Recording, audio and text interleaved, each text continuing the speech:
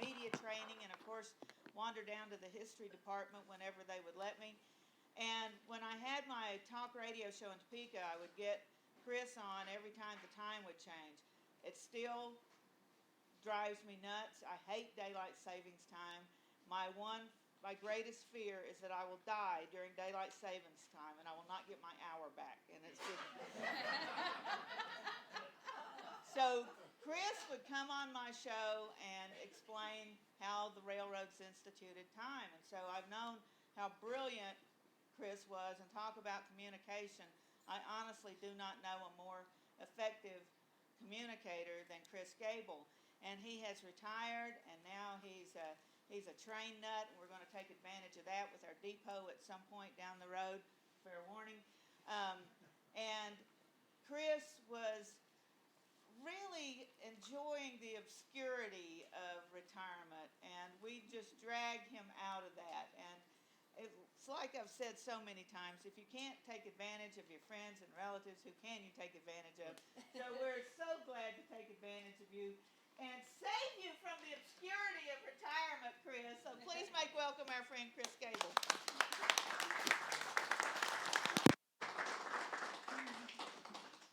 Thank you, Deb. I'm going to start out today with a little quiz.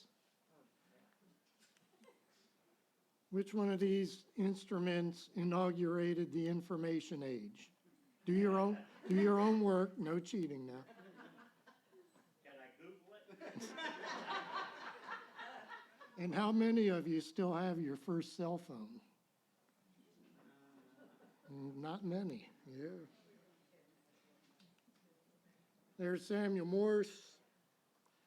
Marla talked about how rapidly the telegraph spread. You would be hard-pressed to find a technology that took hold as fast as the telegraph did. I mean, computers, it took 50 years. Telegraph, 6 years, and the eastern half of the United States is essentially connected by wire. Now, Samuel Morse was not the first person to send a telegraph message, by the way. There was a working telegraph system in the United Kingdom prior to Morse's development. Here's a little lesson learned from history. It doesn't necessarily pay to be first. It doesn't necessarily pay to be best. It pays to get accepted as the standard. And that's what Morse and his partners were able to do. You remember the contest between VHS and Beta once upon a time? Okay. Now, to set the stage for my presentation, I'm going to give you a little prologue to sort of be the baseline here. And it's an incident that I think most of you are familiar with, the so-called Grattan Massacre of 1854 in the early days of the telegraph. And this is an incident that might not have happened at all had it occurred 7 years later. But here's what happened. A cow wandered away from an immigrant train near Fort Laramie, and some nearby Lakota rounded up the cow, slaughtered it, and ate it. Okay? The commander at Fort Laramie was a second lieutenant by the name of Fleming, who was only 2 years out of West Point, and he wasn't sure what to do. 7 years later, there would have been a telegraph line at Fort Laramie, and he could have asked department headquarters, what do I do?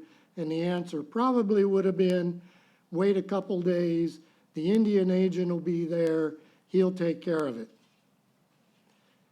No telegraph, he had to make his own choice.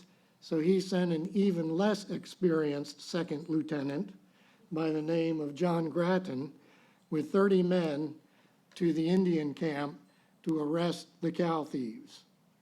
Well, Grattan picked a fight, and he and his entire command were wiped out. This left Fleming with like 20 men to hold Fort Laramie with some potentially hostile Lakota right outside the gate. So he immediately fired off a message to higher headquarters. And by fired off, I mean A courier took 16 days to reach Fort Leavenworth with the news. The commander at Fort Leavenworth, Captain Hunt, rode across the Missouri River to Weston, which was the nearest telegraph office, and he sent a telegram to both the department headquarters and to Washington, D.C., telling them what had happened at Fort Laramie.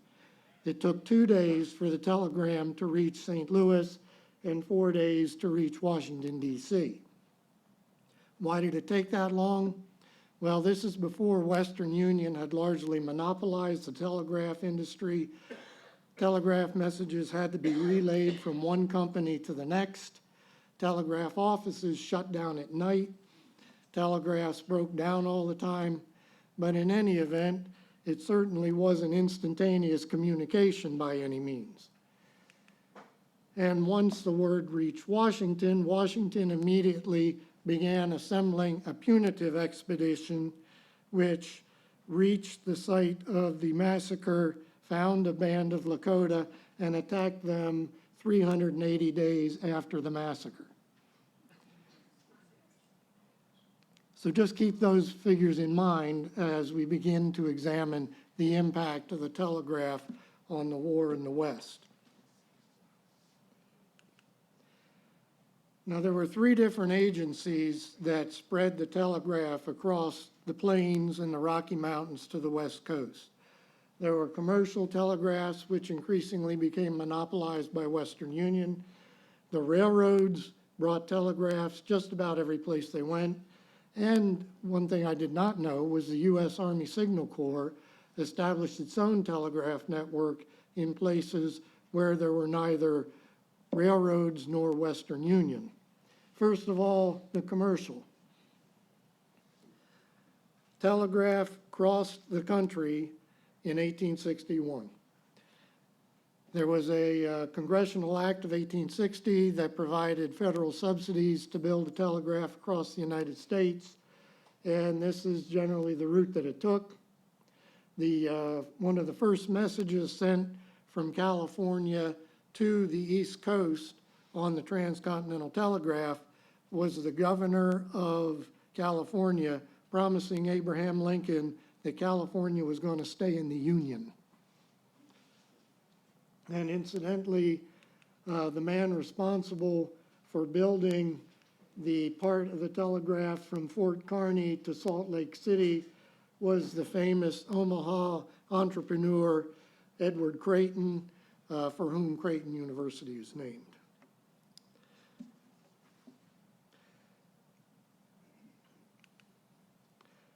Second agency was the railroads.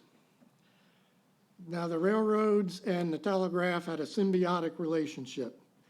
The railroad right-of-way was a perfect place to string a telegraph line because it was fairly direct, it was level, you had transportation to haul poles and wire and workers and maintenance men, and the other side of the coin was the telegraphs were beginning to be used by the railroads for traffic control purposes. Marla talked about the telegraph operator in Lewistown Junction, Pennsylvania, who handled that message from Abraham Lincoln. Made me sit up straight because Lewistown, Pennsylvania is where my mother was born and raised, on the Pennsylvania Railroad. So symbiotic relationship there.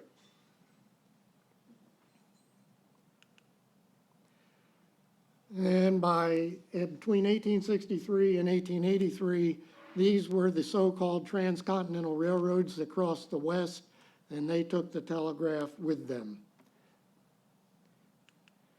And this eye chart shows you the railroads and the telegraph system as it would have existed in the West by 1890. So the railroad was really the agency that blanketed most of the West with telegraph service. And as I alluded to, the Signal Corps also had its own telegraph system. This was not, I learned, primarily to control military activity. the Signal Corps built its telegraph lines to places where there were no railroads and no commercial telegraphs, so that its weather reporters, its weather stations, could forward daily weather reports to Washington, D.C. How many of you knew that the U.S. Army Signal Corps was a direct ancestor of the National Weather Service? I didn't know until I learned it putting this together. But I've read some of the annual reports of the Signal Corps from this period, and there are hundreds and hundreds of pages of meteorological reports in those annual reports. And that's really why these stations were there. Now, I've spoken of these as if they were three separate systems. They weren't. They were compatible, they were interlocking, and they tended to merge into one system as time went along. For one thing, most of the railroads never actually built their own telegraph lines. What they did was they called up Western Union and said, hey, we're going to build a railroad line along the Smoky Hill Trail, and we'd like to cut a deal with you. You can have the right-of-way for your telegraph service if, in return, we get to use the telegraph service for free to control our train traffic. And so that's the kind of agreement that they worked up. And over time, the military telegraph started to go away. As the commercial telegraph spread, the Signal Corps took down its poles and wires and just started using Western Union like everybody else. So, long story short, if you think Western Union, you got the 80% solution when you're thinking of telegraph in the West. And in fact, in most railroad stations, the station agent was also the Western Union telegraph operator.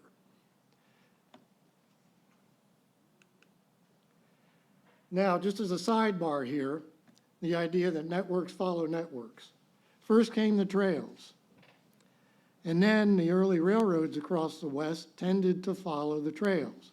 The Santa Fe Railroad followed the Santa Fe Trail, right, Deb? The Kansas Pacific Railroad followed the Smoky Hill Trail in a large part of its route.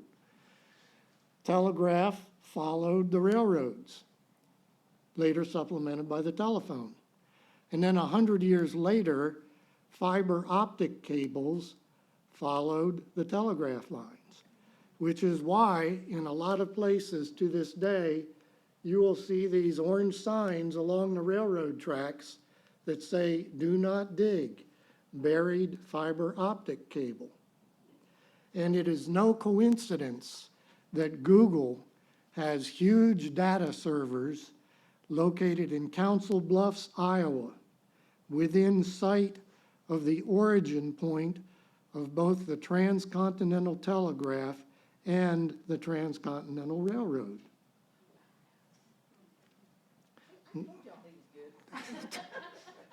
Now, as a sidebar to the sidebar, in the 1970s, the Southern Pacific Railroad had converted to radio to control its train traffic, leaving it with thousands and thousands of miles of telegraph and telephone poles and lines on its vast railroad system that extended from Oregon to New Orleans.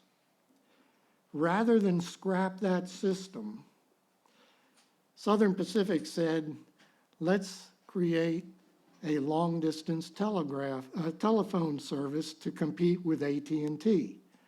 And this is what they named their telephone company, SPRINT.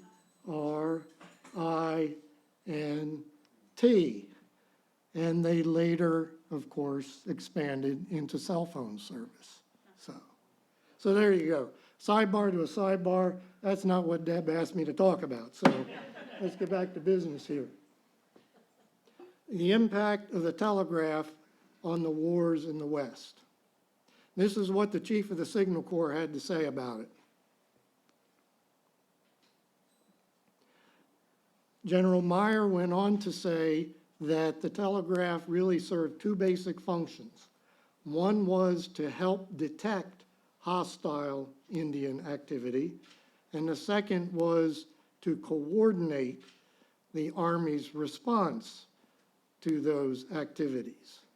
So you got detection and you got coordination. And we'll start out taking a look at detection. With a hypothetical example, before the telegraph is out here, let's just kind of see what the situation would have been. Let's say the year is, I don't know, 1865, Smoky Hill Trail, there's an Indian attack someplace about halfway between Fort Wallace and Fort Hays, okay? Now let's say it takes a day for the news to reach either one of those posts.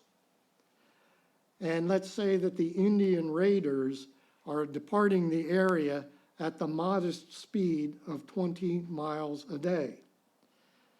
At the end of one day,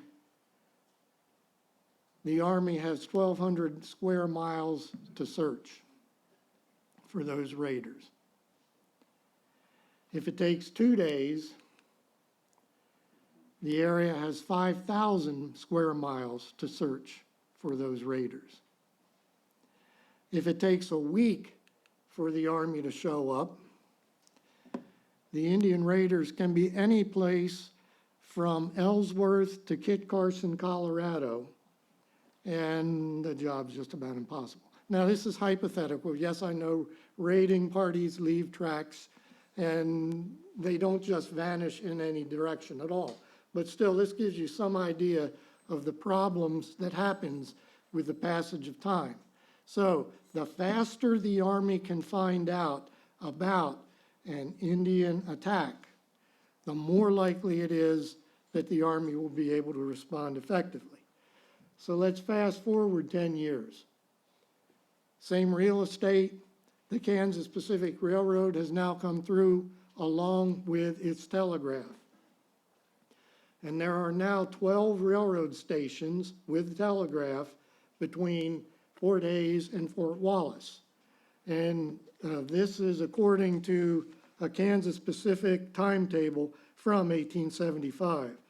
The stations were Hays, Ellis, Ogalla, Trego, Coyote, Buffalo, Grinnell, Carlisle, Monument, Gopher, Sheridan, and Wallace. Some familiar names, some not so familiar names.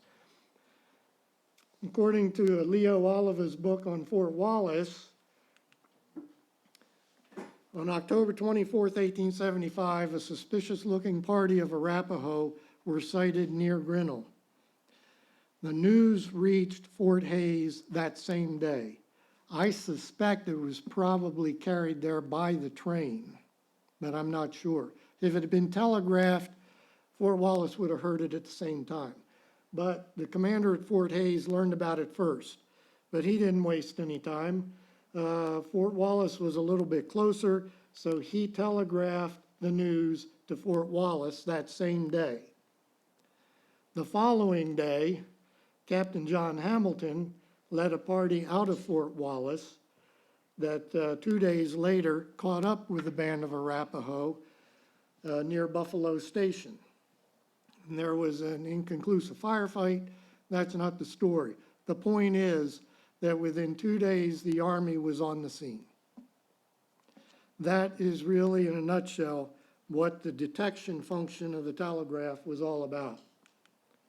Another example came in 1878 when Little Wolf and his band of Northern Cheyenne broke out of the Darlington Agency down in Indian Territory because they were basically starving to death and they wanted to go back to their traditional lands back up in the north.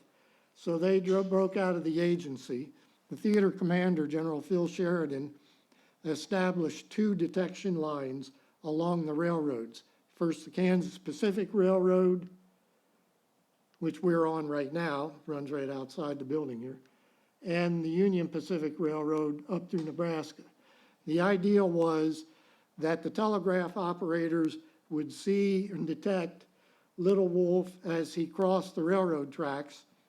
They would summon the Army, and troops would rush by train to the site to intercept and deflect Little Wolf from his march to the north. Okay, it didn't work. Little Wolf got through both detection lines and ultimately surrendered up in Montana. But the idea is there. The telegraph served important detection functions in the Southwest because here the trails followed a course from one water hole to the next, because you don't just wander any place out in that part of the world. And the telegraph followed those trails, meaning there was telegraphs at many of the watering places throughout the desert Southwest, making it easier to detect the activities of potentially hostile Native Americans down there. And in fact, the telegraph first connected with department headquarters in San Diego in 1873, and by 1877 was hooked into commercial telegraphs that went to the east. So by 1877, everything that happens in Arizona and New Mexico territories is known to the Bureau of Indian Affairs and to the War Department in pretty short order. The monitoring of water holes, it is said, I can't verify this, but I've seen it claimed that this is what made possible the ultimate interception of Victorio and his defeat at the hands of the Mexican army in 1880. Likewise, in later years when Geronimo was on the warpath, the telegraph never really caught him, but what it did was it kept him on the run, because the hostile Native Americans could not stay in one place very long, because the news would travel by telegraph, and the next thing you know, the U.S. Army is showing up. And incidentally, by this time, the telegraph as a detection device had become mobile. These little kits are portable telegraph transmitters. They were originally developed for use by telegraph repair crews who could restring broken wire, then they could shimmy up the pole and simply clip onto the wire and send out text messages on this little pocket set. The Army thought this is pretty neat. And so by the 1880s, these were routinely being issued to patrols and even individual scouts in the West.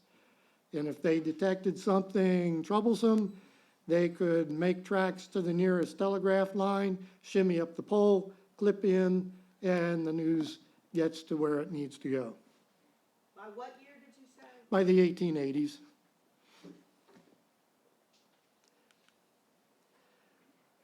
And when the Native Americans were finally forced onto the reservations, many of the agencies that were established to monitor and supply the Indians were located on or near telegraph stations, which meant that the Indian agent had ready communications to both the Department of the Bureau of Indian Affairs and to the War Department back in Washington. And so what had been detection actually becomes surveillance. If the Indian agent sees suspicious activity on the reservation, he's on the wire and the news is in Washington that day. And it even extended to monitoring the activities of individual Indian leaders. Oh, Red Cloud's here and he's doing this today. That kind of news could be circulated in real time to the people that needed to know it. Now, you may be asking yourself, why didn't the Indians simply cut the telegraph wires? Well, they did. But severing a telegraph wire is a sure way of announcing to the world exactly where you are. Because when they would cut a telegraph wire, the station agents on both sides of the break would immediately send out repair parties to find the break and fix it. And they were often armed and sometimes even had a military escort. So this was not always the smartest thing to do. as a band of Northern Cheyenne learned in 1867.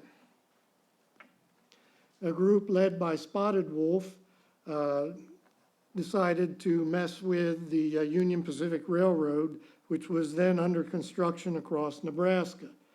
The end of track was around Sidney, and there were regular trains running through, mostly carrying supplies for the building of the railroads.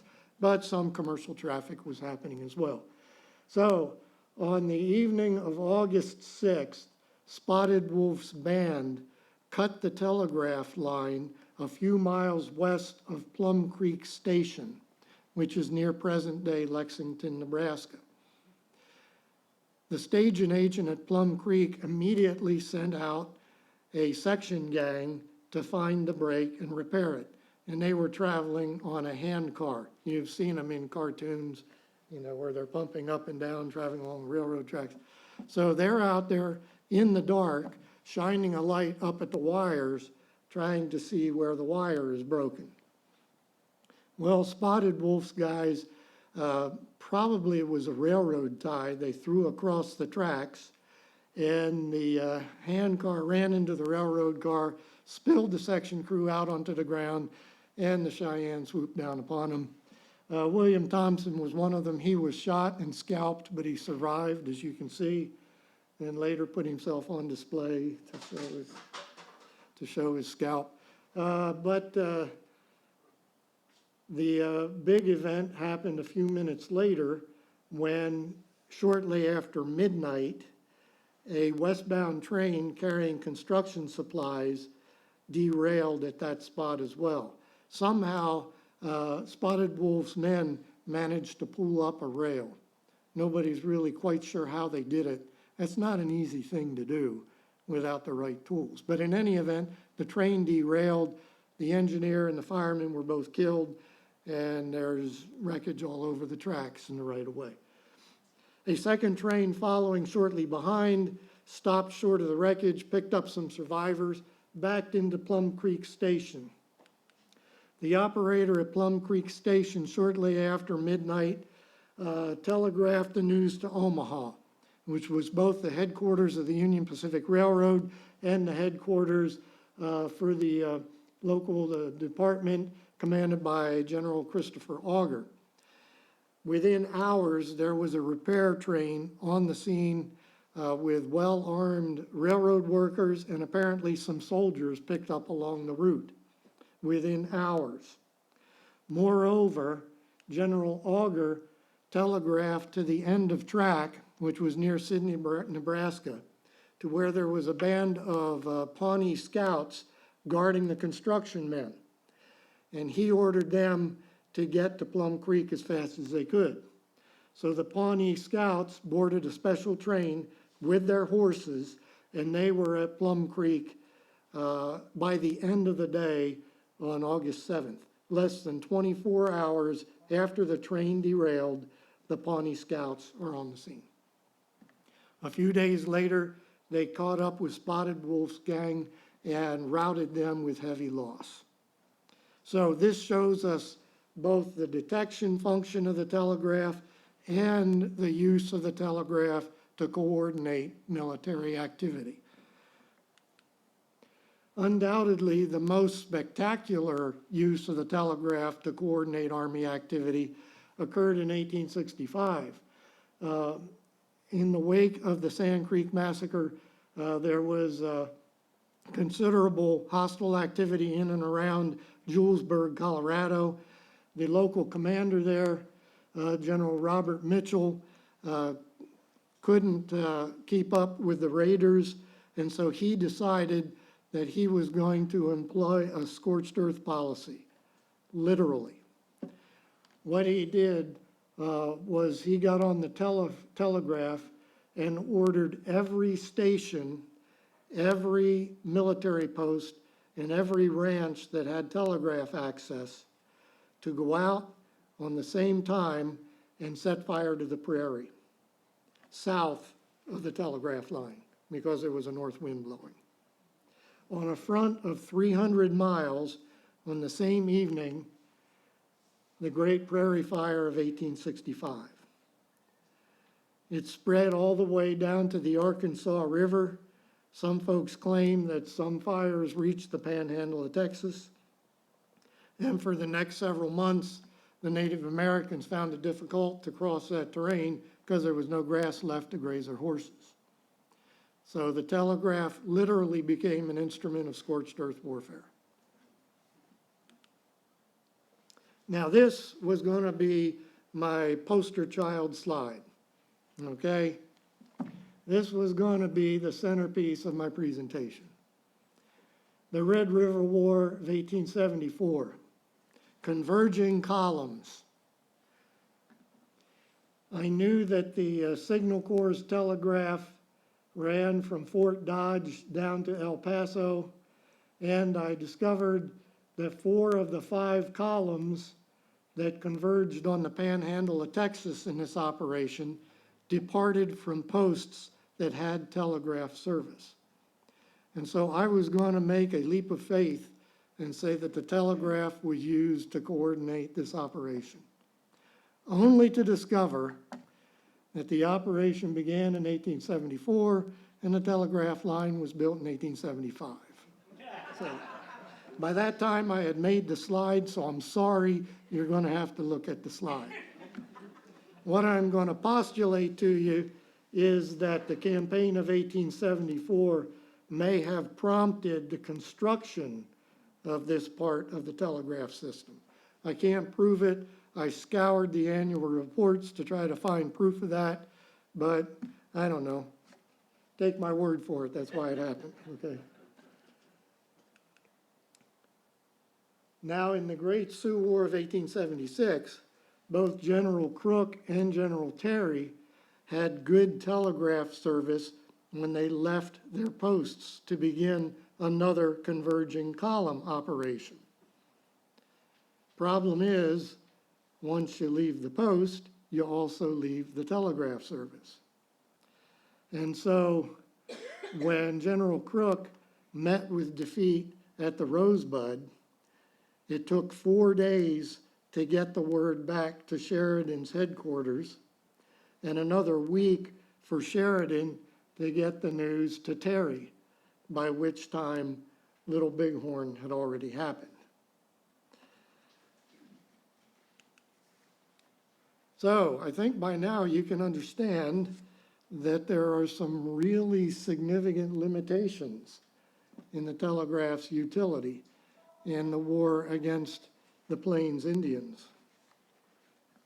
This is the way the eminent historian Russell Weigley put it, and I think we've already seen this.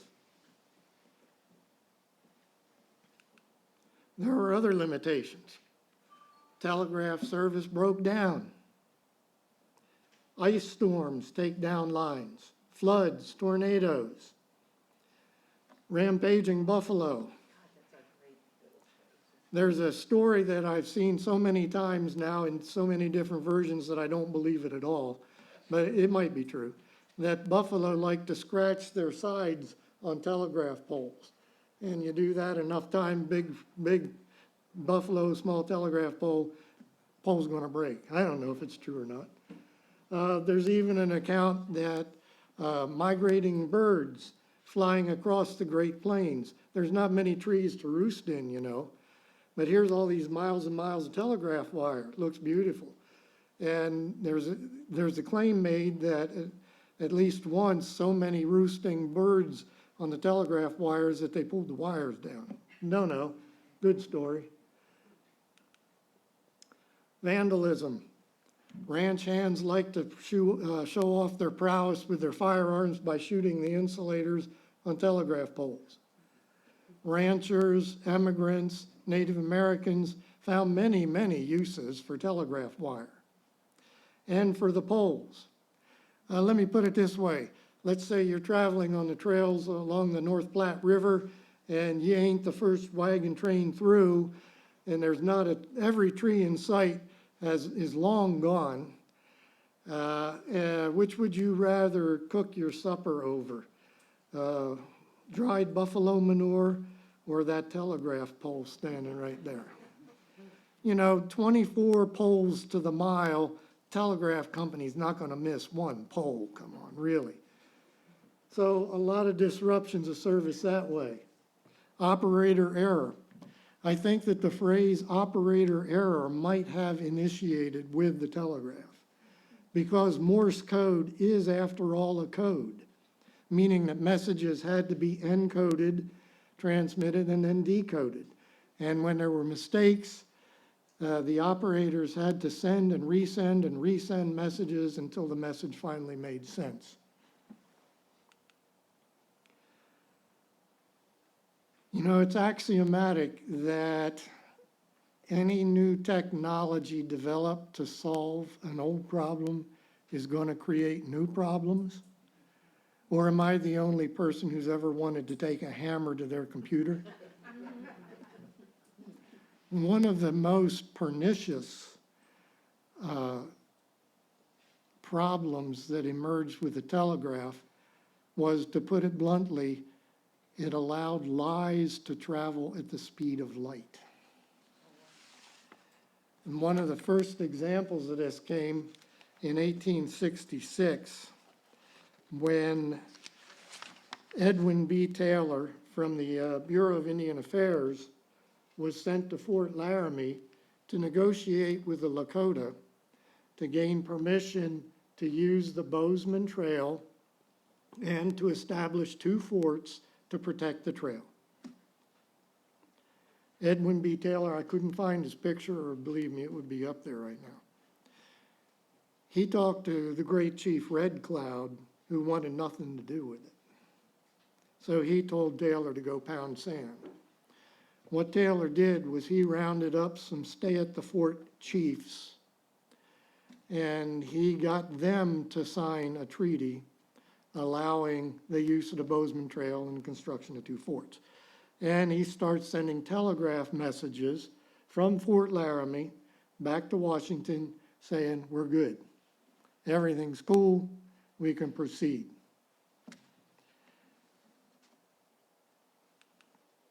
Thanks to Taylor's misinformation, the outbreak of Red Cloud's War came as something as a surprise to both the Bureau of Indian Affairs and to the United States Army. Another incident, quite similar in nature, 1879, when the enthusiastic but inexperienced Indian agent Nathan C. Meeker at the White River Agency began to antagonize the Ute Indians he was responsible for with his rather heavy-handed attempts to civilize them. They got more and more angry with him, and so he starts sending, and he had telegraph, so he's sending off messages to Washington saying how uncooperative the Utes are and that he might need military assistance. I think I'm going to need military assistance. I'm definitely going to need military assistance. One day he got into a shoving match with one of the Ute leaders who knocked him on his butt. And he immediately jumped up, ran to the telegraph office, and informed Washington that he had been physically assaulted and he had demanded military protection.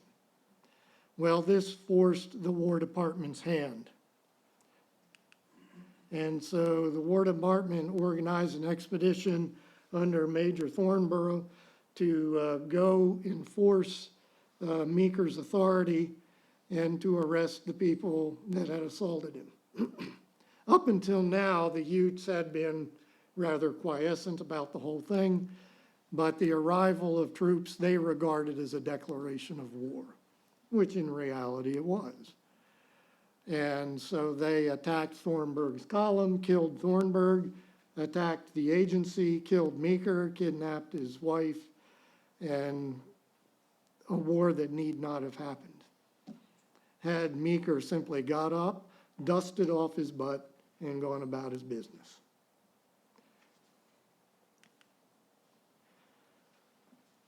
Now, I'm referring to this presentation as cyber warfare, which I know is something as a stretch. It's not really cyber warfare, but that's okay. It was such a neat title, I had to use it.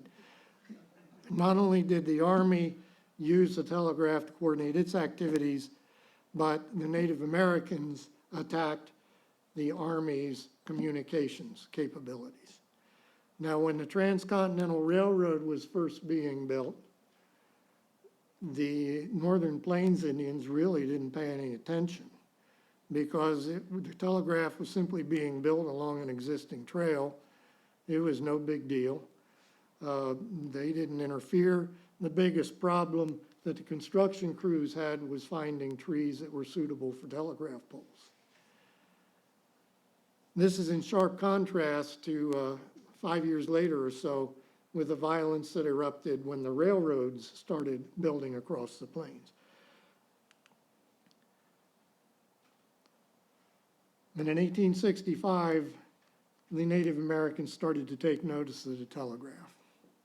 In the wake of the Sand Creek Massacre, open warfare broke out on the plains, and the Native Americans began a systematic and prolonged attack on the telegraph lines in and around Julesburg.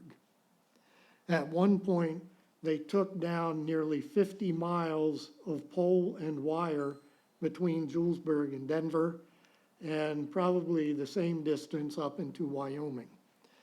They attacked repair crews that had to be heavily escorted, and as soon as the repairs were made, they attacked again.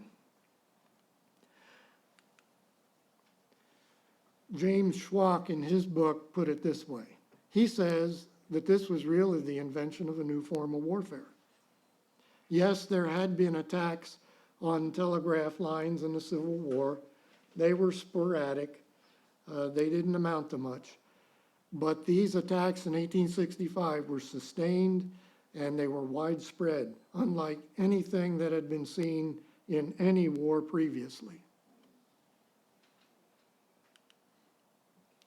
Which raises the question, did the Native Americans really know what they were attacking, or were they simply lashing out at a symbol of the white man's presence in the plains? Well, Jim Schwach puts it this way. He says it was common knowledge among the European Americans in the plains what this telegraph was. It was a communication system that was often used to coordinate and control military activity. And he asserts that if it was that widely known among the European Americans, it was surely known among the Native Americans. In fact, he goes on to suggest that among the thousands of Native Americans in the West, surely there must have been some who learned not only how to tap telegraph lines, but to read Morse code. Now, there's no proof of this, but when you think about it, Morse code was a code, but it was no secret. And no evidence for this, but it does raise some interesting conjectures, doesn't it? Incidentally, this is the famous picture by Farney. I bet you're surprised I didn't use this as the title slide in my presentation, aren't you? Well, I had to use it, so there you go.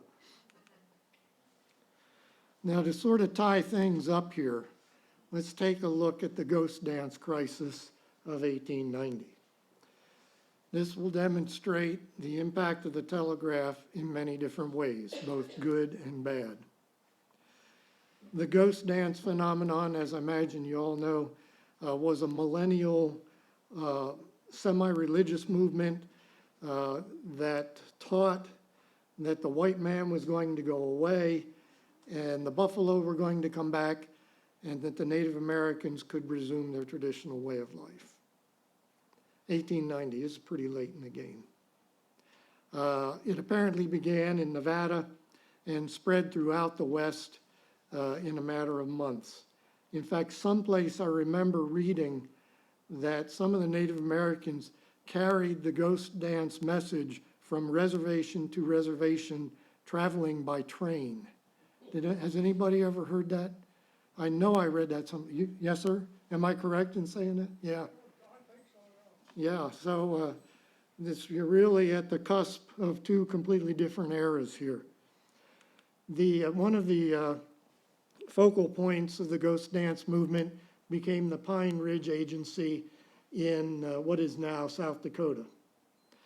Now, many white Americans were terrified by the ghost dance movement, thinking that the ghost dance was a war dance that was going to presage a general uprising.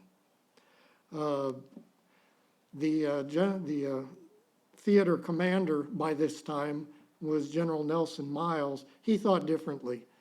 He thought, well, this will die down once the millennial predictions fail to come about, things will settle down again. Let's just all chill here a little bit. But one of the persons who refused to chill was the new Indian agent at Pine Ridge Agency. Nathaniel Royer was a patronage appointee to this federal job with no experience, no skills really to bring to the job, and he was terrified of Indians. Within 4 days of him assuming his post, he started sending messages to Washington that he was going to need military help. He helped generate a climate of fear in Washington that ultimately led President, brain cramp, Benjamin Harrison to order the Secretary of War to start concentrating troops to make sure there wasn't an uprising. And over the course of the next several weeks, the largest concentration of U.S. Army troops since the Civil War took place in the vicinity of the Lakota reservations. 5,000 troops, infantry, cavalry, and artillery, summoned by telegraph, transported largely by rail, converged upon the focal point of the ghost dance movement. General Nelson Miles moved temporary headquarters to Rapid City, South Dakota, where he had telegraph access, and tried to control the situation there. And here we run into what can be called the illusion of control.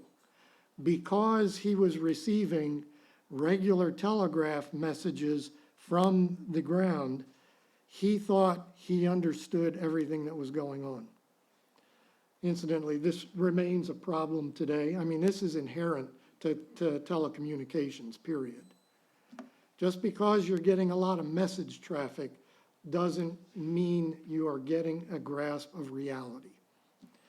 And one of the false impressions that General Miles gathered was that the group of Indians led by Spotted Elk, also known as Bigfoot, were, to quote, both defiant and hostile, unquote. Whereas in reality, Bigfoot was literally coughing up blood, dying of pneumonia. But because of the message traffic he was getting by telegraph, Miles ordered his subordinates to disarm Bigfoot's band, and that's what caused Wounded Knee. To his credit, once he understood the horrible event that his misinformed orders had created, Miles went in person to the Pine Ridge Agency and took personal control. And once he put eyeballs on the situation, he rather adroitly defused the crisis with little further violence. But here we see the telegraph both causing the climate of fear that precipitated the crisis, summoning the troops that contained the crisis, giving Nelson Miles the illusion of control. And so it's a mixed bag, the impact of the telegraph on this episode in history. When we as historians examine military conflicts to look for a reason to explain why they came out the way they did, we often look for asymmetries. That is a capability that one of the belligerents has that the other belligerent does not. Well, clearly, the telegraph was an asymmetry because the Native Americans had nothing quite like it. But I would put to you that it was far from being decisive. I would suggest in closing that what the telegraph did was to enhance the Army's truly decisive asymmetries in the areas of organization, transportation, and discipline. And with that, I thank you for your kind attention.